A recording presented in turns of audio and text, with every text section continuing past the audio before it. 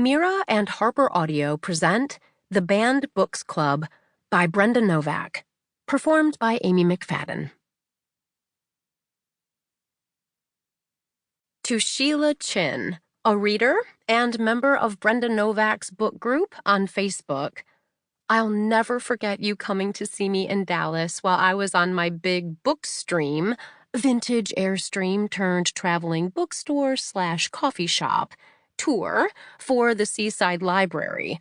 There were so many incredible moments on that 2-month cross-country odyssey, but your appearance stands out even still. You showed up with boxes and boxes of my books, some of which contained several brand new copies of my latest releases. 15 copies of The Bookstore on the Beach. You were giving them back to me so I could use them for giveaways and other things in our book group. And when I asked why you'd purchased so many, you said, "Well, there's this certain author I've been trying to support." It's one of the most generous things anyone has ever done for me, and I was, and still am, completely blown away. Thank you from the bottom of my heart. 1. Wait, you're not still running that book club you started in high school, are you? Gia Rossi had been shopping at her local grocer when her sister called. I've never really stopped.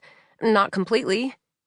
She switched her phone to her other ear so she could use her more dexterous left hand to steer her empty shopping cart across the parking lot to the reclamation point. Most of the members weren't your friends. They were just people who blindly followed you no matter what you did, her sister pointed out dryly.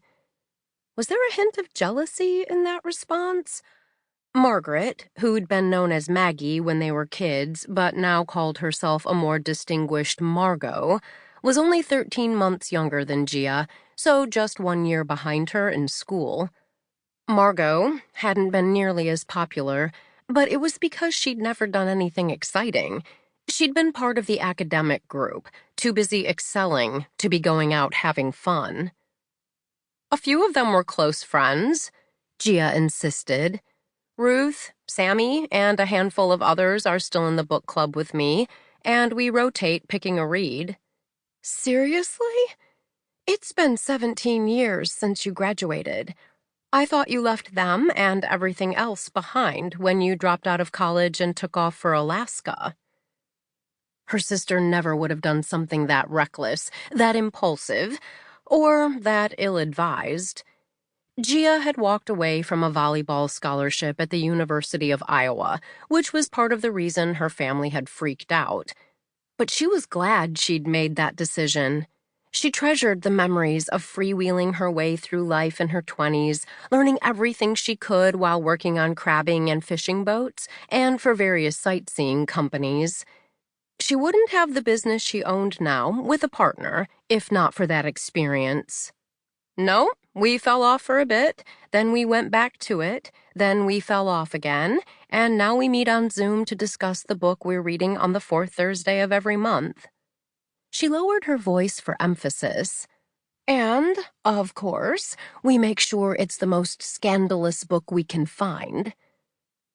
Margot had never approved of the book group, or anything else Gia did, and that hadn't changed over the years, which was why Gia couldn't resist needling her. I'm sure you do, Margot said, but she didn't react beyond a slightly sour tone. She'd grown adept at avoiding the kind of arguments that used to flare up between them, despite Gia sometimes baiting her. So 7 or 8 out of what? About 60 are active again?